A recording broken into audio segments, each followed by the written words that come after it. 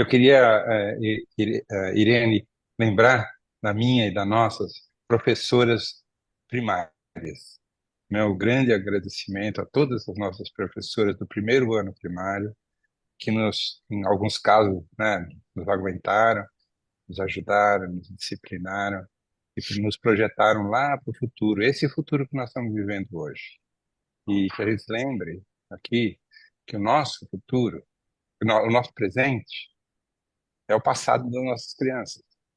Eles não poderão voltar no hoje. Tudo que nós decidirmos, para o bem ou para o mal, será o nosso legado e que eles vão viver nesse legado, que não dá para ir para outro planeta.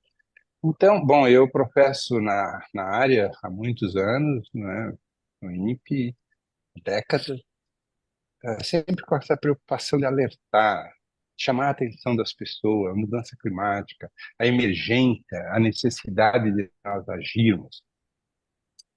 Até que eu comecei a me perguntar se eu estava conversando com alguém, ou se eu estava só conversando com meus pais, ou se eu estava só conversando com os revisores das revistas onde eu publico.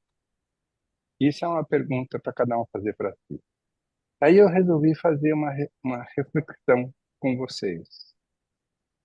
O quanto nós estamos conversando com as pessoas, com todas as pessoas, não só com cientistas. E daí eu preparei alguns slides para nós fazermos essa reflexão, que é, antes de mais nada, uma, uma autocrítica, porque sem crítica não existe ciência, se nós não temos a capacidade de fazer autocrítica.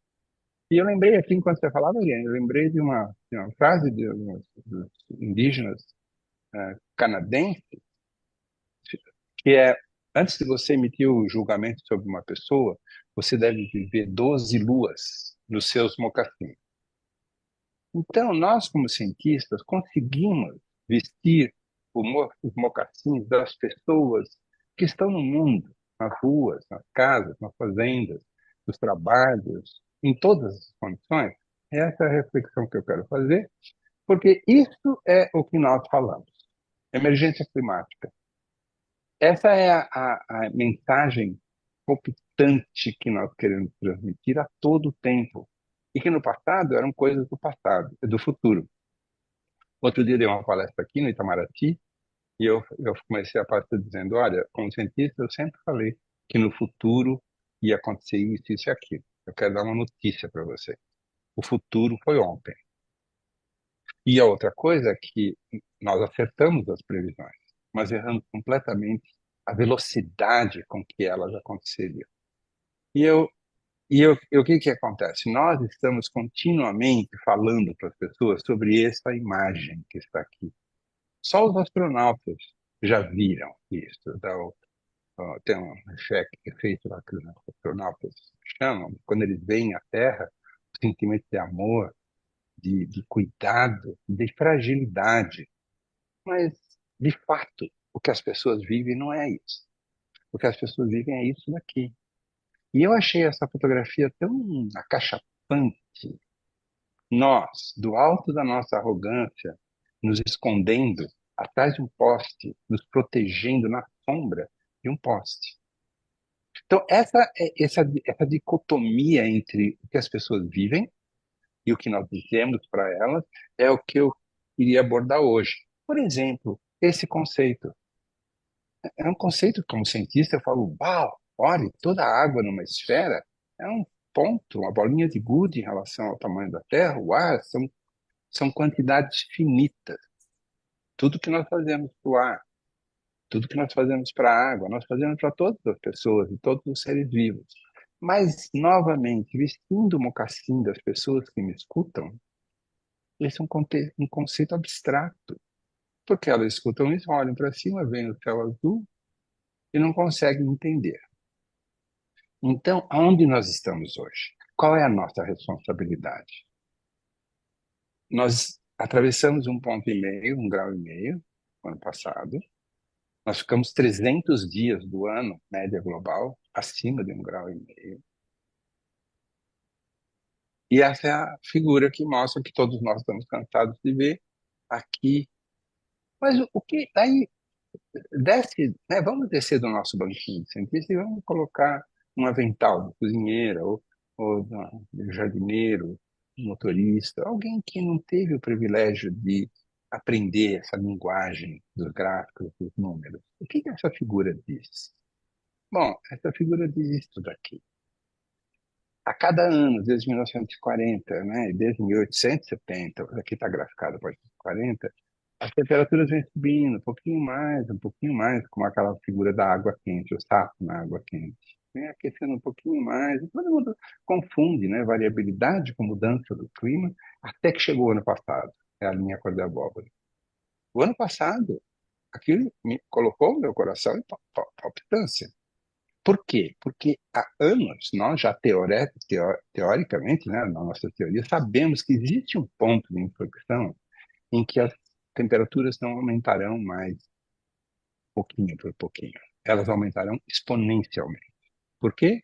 Porque os grandes depósitos, grandes reservas de carbono do planeta, nas florestas, fundo do oceano, no permafrost, para falar três, passam a liberar e não absorver carbono.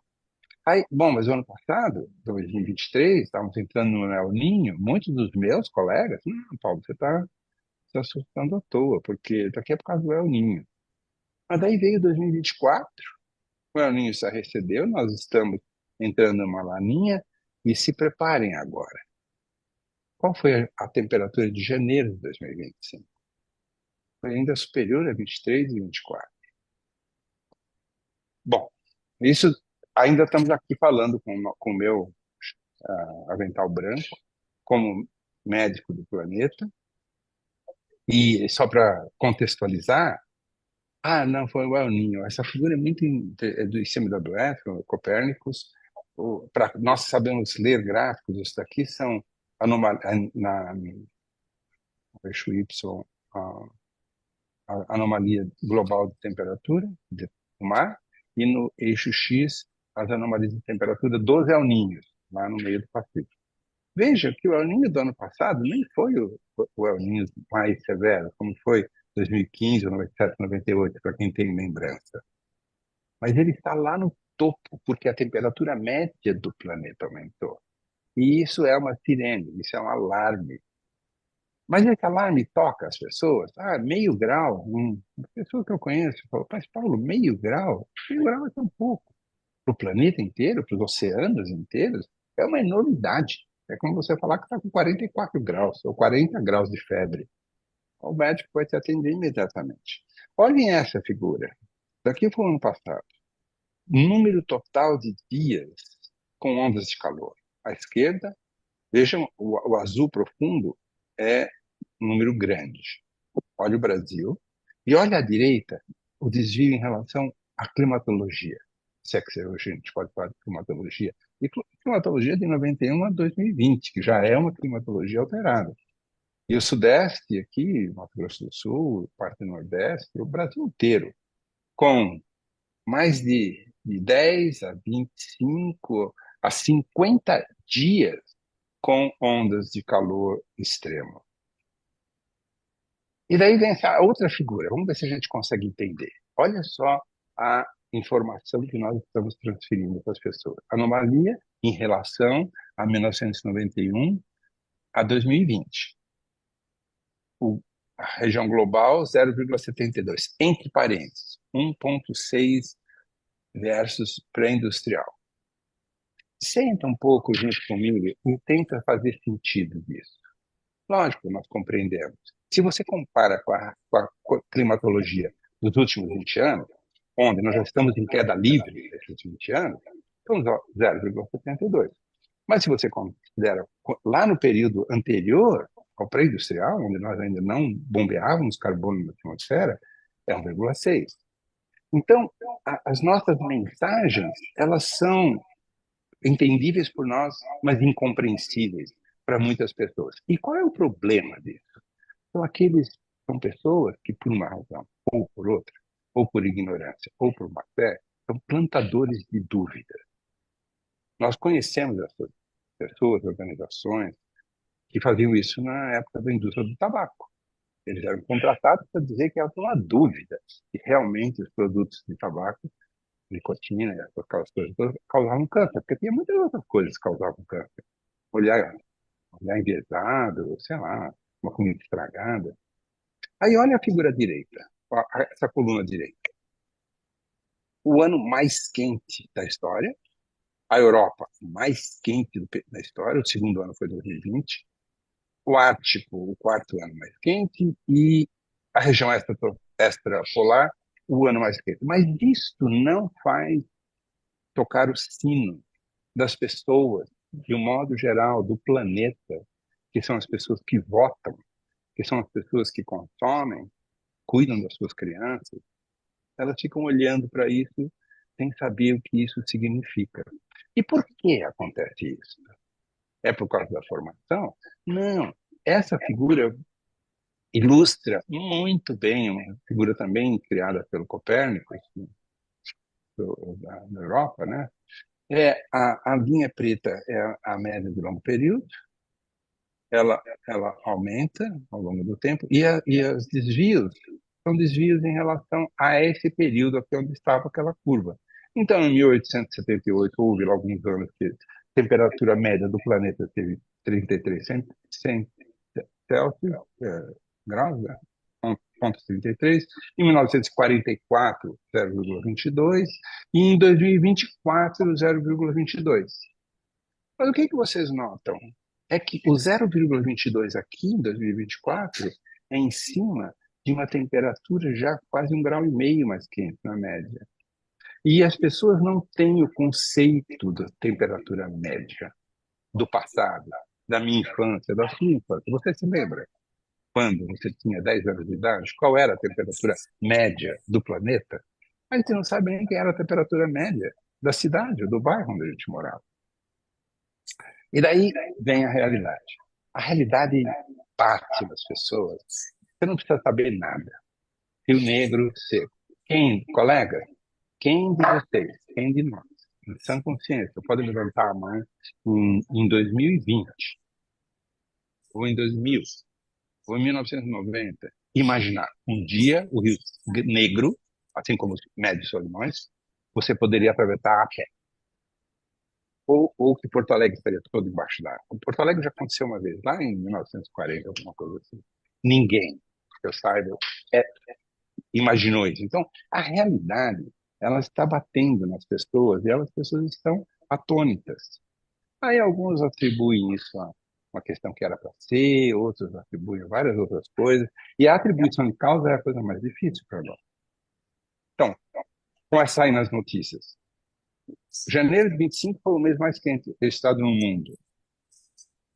O calor que está acontecendo, isso aqui é um caso extremo. O calor que está acontecendo, o que que as pessoas fazem? Ligam o ar-condicionado. Eu estou no ambiente com ar-condicionado. O que que acontece quando milhares e milhões de pessoas ligam o ar-condicionado? Dreno de energia, pico, possibilidade de apagão. Quando acontece um apagão, o desespero é geral. Então nós abalamos a confiança das pessoas. Nós ficamos emocionalmente charged. Pessoas emocionalmente charged, sabe o que elas fazem? Como devem ter visto isso na mídia, na grande mídia, a enchente que aconteceu na Espanha. O rei foi lá no lugar e as pessoas atiravam sapato, pedra, barro no rei. O que significava o poder lá? São pessoas emocionalmente abaladas. E o que que nós temos para falar para elas? Me desculpem, nós temos essas duas coisas para falar para elas. Que nós temos que reduzir a emissão de carbono. Eu não podia concordar mais com isso, como cientista do clima que eu sou. Mas mesmo, cara pálida, pensa, o que que cada um de nós e todos nós juntos podemos fazer para reduzir o carbono? Nós podemos não consumir carbono, que está na minha governança. Agora, eu pensei em fazer essa pergunta, porque eu não estou vendo, mas eu perguntaria, quem dos senhores e das senhoras já experimentou consumir nada que tenha produção de carbono? Isso significa todos os produtos que estão na prateleira do supermercado. Voar de avião, se deslocar. Eu, por exemplo, estou em Brasília, eu vim num voo, vou voltar num voo que vai produzir carbono. Então, há um certo grau de cinismo. E daqui do alto da minha no meu chaleco aqui de professor, falar para as outras pessoas: olha, carbono é um problema. As produtoras de petróleo são um problema. Eles são culpados.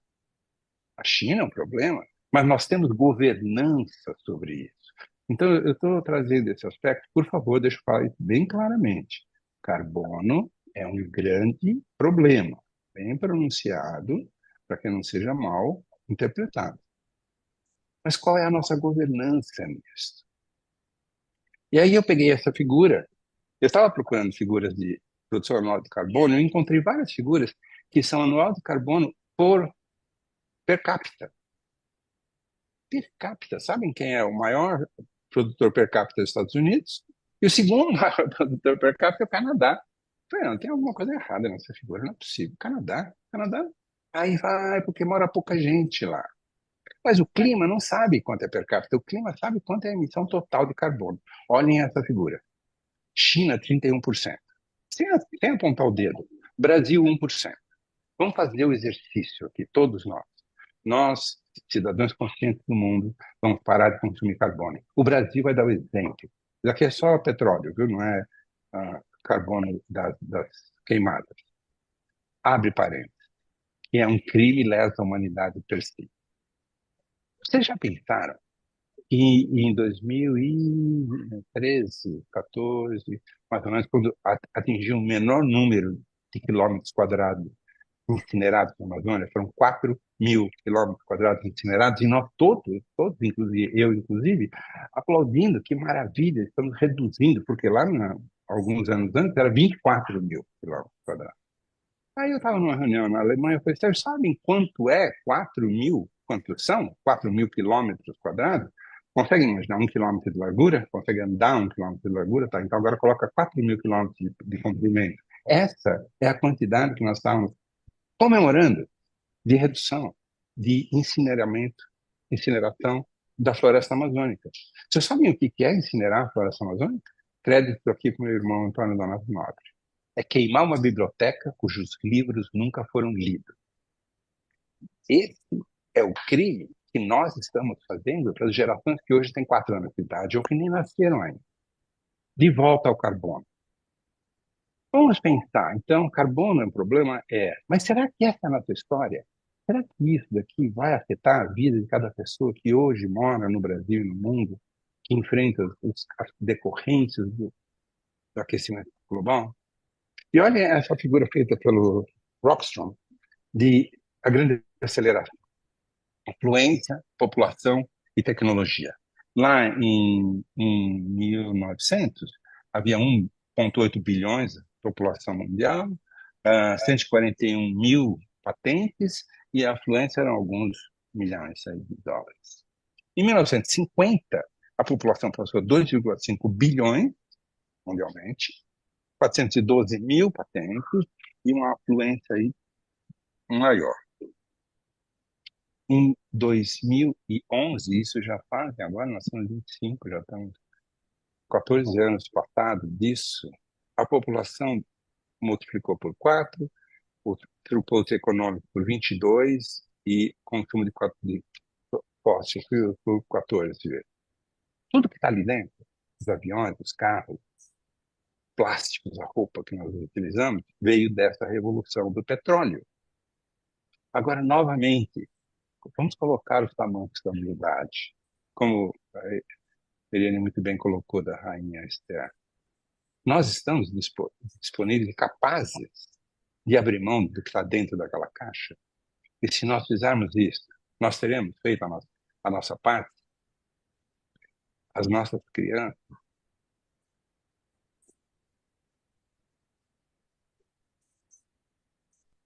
As nossas crianças vão se lembrar com o nosso orgulho.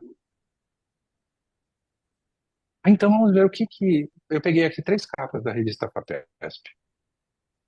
A revista FAPESP é um bom índice da popularização da ciência. Capa, daqui a dezembro do ano passado, produção de gases de efeito de estufa cresce 5,3% e cai no Brasil 12%, e fundamentalmente por redução do desmatamento na Amazônia. Vesta os sapatos dos nossos conterrâneos. Eles olham isso e não sabem o que pensar. Vocês estão sentados? Eu espero que vocês estejam. A próxima figura que eu vou mostrar é muito chocante. Janeiro de 2025, pesquisa FAPESP. Para quem teve a oportunidade, eu li cada página dessa revista. Microplástico por todos os lados. Sabe onde esses microplásticos se concentram nos nossos corpos? No cérebro. Sabe o que esse microplástico faz no nosso cérebro? Eles fazem uma ação chamada apoptose. Do quê? Das nossas glândulas ou da parte do cérebro responsável pela fertilidade de mamíferos. Senhora e senhor, não obstante toda a criticidade, a crítica à emergência climática, nós estamos aqui dentro de um termo que eu não gosto de usar, porque ele não traz esperança, nós estamos dentro de um mecanismo global de aniquilação, de extinção, quando nós não mais nos procriamos. E o microplástico está onde? Está no ar, você respira o microplástico. E os meus colegas cientistas falam, não, Paulo, isso daí são poucos problemas do mundo, não dá para resolver esses problemas. Vamos concentrar na questão do carbono. Será? Aí tem uma outra coisa que eu vou. Se vocês estão chocados, vocês vão ficar mais chocados com o que eu mostrar em seguida, porque diz respeito a nós, professores. Pesquisa FAPESP, em fevereiro deste ano. A desconexão, que eles chamaram de conexão instável. Nós falarmos com nossos alunos através de uma tela, sem a interação universitária, sem o café, sem a conversa no refeitório. Professor, fique pensando sobre isso, entre eles, no grupo acadêmico, no basquete, na dança. Nós condenamos a nós mesmos a um mundo virtual no qual nós não conseguimos transmitir, nós não conseguimos transmitir compassion, nós não conseguimos transmitir o que a nossa professora primária transmitiu para nós, que é a esperança. Esse não é um mundo do futuro. Mas como eu também sou professor, eu guardei a coisa mais grave do que eu tinha para lhes falar, que não tem nada a ver com mudança climática. É muito sério isso que nós estamos tratando. E aqui está a próxima questão, de que nós estamos perdendo os nossos jovens para as redes sociais. Se deem esse presente, comprem e leiam este livro, The Anxious Generation. É absolutamente estarrecedor. Principalmente com as meninas. Nós que estamos aqui elogiando as mulheres, o que as redes sociais estão fazendo com o cérebro das nossas meninas é cruel. O que é importante do CO2? Se nós perdemos os nossos jovens. E o que esses jovens, qual é o mundo que nós estamos deixando para esses jovens? Um mundo que eles estão reféns das redes sociais, e existem legiões de engenheiros de software pensando como que eles vão capturar a atenção das crianças a cada instante. O que meus coleguinhas, que ela nem conhece, pessoas do mundo, vão falar. E daí entra a, a, a desinformação. Alguém já ouviu falar que num país no hemisfério norte houve um novo presidente, e esse novo presidente tem umas visões diferentes em relação ao clima, mudança do clima. Isso sai toda hora. Ah, o presidente está fazendo isso. Trump's war in climate science is pushing us into dystopian future. Colegas, isso é desinformação. É fato que um presidente de um país pode estar fazendo coisas que são contrárias ao bom senso. Mas isto é uma informação que não é empoderante. Nós não tem nada que nós possamos fazer nesse planeta a respeito do que um outro planeta está fazendo. E daí chega nesse momento, que é uma figura belíssima, assim, uma inspiração do Rockstrom, no momento presente. Aqui estamos nós, Holoceno ali atrás, de dois futuros no futuro. Um futuro inseguro o futuro das mudanças climáticas, da desnutrição das nossas crianças reféns das redes sociais e um futuro justo, seguro, próspero. Qual é a nossa escolha? E a gente coloca novamente nos pés, nós todos cientistas, qual é a governança que nós temos no nosso próprio país? Qual é a governança que nós temos, a governança global? Nossa governança talvez seja estimar e plantar a vontade de ser uma boa pessoa, de ajudar o próximo, que são elementos que estão completamente ausentes da nossa discussão do clima, que é o amor. Quantas vezes vocês leram a palavra amor numa publicação sobre clima? Ao contrário, o que nós falamos? Os combustíveis fósseis estão determinando o nosso futuro. Os combustíveis fósseis, como se nós pudéssemos atuar neles. Olha essa figura. Coloque em perspectiva histórica. É um total desastre da humanidade o momento que nós estamos vivendo. Mas as pessoas que estão lá no campo, na rua, não conseguem entender isso, nem nós conseguimos. Porque não existe lembrança biológica das muitas encarnações, das nossas muitas vidas, de algo assim. E esse está aqui, o futuro que nós estamos deixando para as nossas crianças. Figura do IPCC, 2022.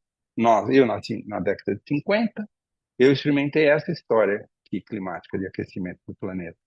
Meus filhos nasceram na década de 80, vão experimentar, e as crianças que estão nascendo hoje vão experimentar um desses futuros aqui. E, senhores, esses futuros aqui, costumam dizer isso, daqui significa ler para nossas crianças a Divina Comédia como leitura de ninar. E eu não estou sendo cavaleiro do Apocalipse, não mais. Não aceito mais isso, porque nós já estamos vivendo, o futuro foi ontem. E nós estamos deixando crianças lidarem com isso que não têm a possibilidade de discernir certo e errado, o que é bom, o que é ruim. E quem que prospera, né, num ambiente assim, de instabilidade emocional? Os populistas, aqueles que não têm nenhum compromisso com as pessoas ou com as nações. Então, aí, outras figuras que eu já usei muito isso aqui, mas elas são desempoderantes, porque nós não temos governança sobre essas coisas, por mais tristes que elas possam ser. E daí eu quero agora voltar para a esperança. Qual é a nossa esperança? O que é que nós podemos fazer? Existem muitas coisas que nós vemos, tem muitas coisas que nós não vemos, mas que são igualmente o mais importante. Você conhece a história daquele navio que foi construído na Inglaterra em 1900, vinha atravessando o Atlântico, e ele se chocou contra um iceberg, e o iceberg não afundou? Alguém já lhes contou essa história? Certamente você falou, não, Paulo, não é essa a história. A história é que o navio afundou. Eu falei, eu sei disso. Mas é igualmente certo dizer que o navio não afundou, que o iceberg não afundou. Mas isso não é isso que nós queremos falar. É o que é que está acontecendo que nós não vemos? Uma árvore. Nós temos um conceito de uma árvore. Mas alguém imagina uma árvore como está aqui desenhada? Um imenso sistema articular? E eu até tenho um vídeo aqui da BBC sobre the Wood Wide Web. Wood Wide Web. Procurem e assistam. Aqui eu não teria tempo para mostrar. É fabuloso. Mas o que eu quero falar é sobre o solo social. Os sistemas sociais, né, uma figura do professor Otto Scharmer, do MIT, é o que nós conseguimos ver. O SUS, sistemas de bolsas, transporte público, a pessoa se escondendo lá no posto de ônibus, na sombra. Agora, existe um solo social que é a qualidade das relações, é que nutre as nossas relações, é que faz com que movam, que as pessoas façam o que fazem, porque acreditam que aquilo é o certo. E quantas pessoas nós já vimos dormindo embaixo de uma marquise, porque não tem onde dormir? E as nossas crianças que vão para a escola e não aprendem. Então, nos preocuparmos com o solo social é um dever de todos nós que tivemos o privilégio de estudar, de ler. aprender, chegar diante da concepção que nós estamos diante de um momento crucial. Por exemplo, nós falamos de carbono, mas o que as pessoas vivem é isso. Quem é o que já andou numa rua num dia bem ensolarado, descalço no asfalto de uma rua sem árvores, ou de uma rua arborizada? Isso está ao nosso alcance, arborizar as nossas cidades, porque isso afeta a vida das pessoas, elas não vão precisar ficar se escondendo atrás de um poste, na sombra de um poste. E aí, para finalizar, porque essa não é uma conversa sobre mudança climática, é o Fórum Brasileiro de Mudança do Clima, mas é uma conversa sobre se nós estamos conversando com as pessoas ou se nós estamos simplesmente publicando os nossos artigos, gritando para elas palavras sem sentido e que existe os criminosos que são geradores de carbono, ao mesmo tempo que usando os benefícios do carbono. Que essa frase, ela, Ilia Prigogine, ela é uma prêmio Nobel, agora não vou saber do que, é recente. Ela falou, quando o sistema está longe do equilíbrio, caos, caótico, pequenas ilhas de coerência num mar de caos têm a capacidade de elevar o sistema todo para uma ordem mais alta. E são essas pequenas ilhas de coerência? São pequenos grupos que atuam aonde vocês moram. Sabe aonde? Na escola onde você estudou, onde eu estudei. Contar para as crianças de lá. Olha, você sabe que eu sentei nessa cadeira aí e hoje eu sou professor, ou sou bailarina, ou sou astronauta? Então, eu citei aqui uma série de coisas uma lista de coisas que isso aqui, por favor, não é uma prescrição, porque eu não estou na condição de prescrever o que as pessoas devem fazer, mas são algumas ideias que eu tive, que é privilegiar o local, formar familiar, orgânico, vegano, se possível, ou separar os resíduos sólidos em casa. Quem não pode separar o que é orgânico? Quem viveu no Paraná, eu não tive esse privilégio, na década de 70, conheceu separa. O que não é lixo não vai para o lixo. Ou doar uma hora do nosso conhecimento à comunidade. Quanto custa isso? Nós estamos cuidando do solo social quando nós fazemos isso. Quando nós estimulamos as nossas crianças, não só se preparar para o vestibular, mas educação, arte, tocar um instrumento, sair do mundo digital, resgatá-la aqui para o mundo que é real, no qual elas terão que viver. E plantar. Todo professor é um semeador. Nós plantamos uma árvore, mas os professores plantam conceitos. Conceito de irmã, conceito de irmandade, de coleguismo, de apreço pelo próximo. Então, por que não está andando isso aqui? Ah, então, eu queria agradecer a Irene por esse convite, para a gente começar essa conversa. Agradecer a todos vocês que estão aqui agora.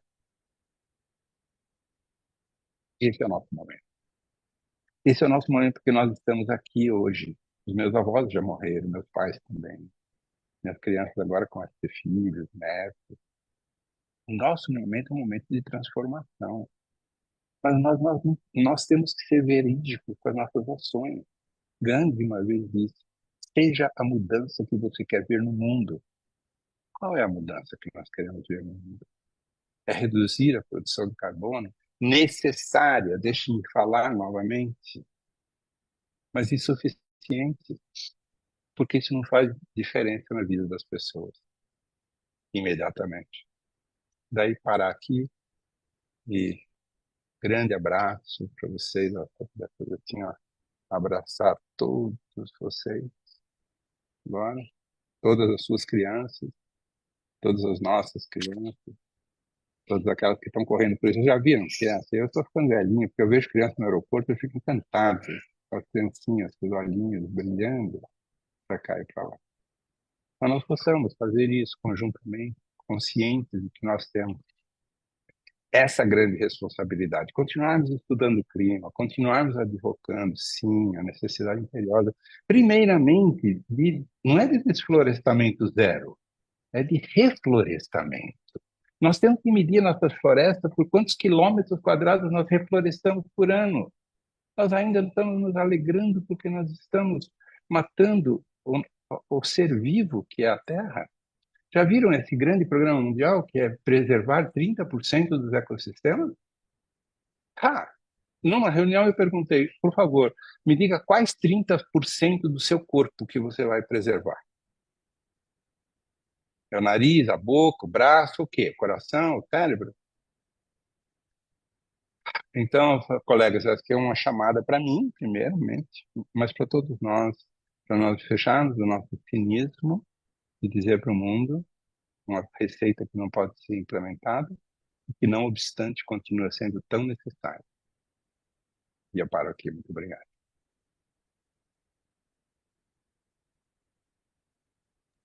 Paulo Agora é uma. Nobre é um cientista brasileiro especializado no estudo do clima. Formou-se em meteorologia na Universidade de São Paulo. Fez seu mestrado no Instituto Nacional de Pesquisas Espaciais, doutorado na Universidade de Maryland e pós-doutorado na Universidade de Colômbia.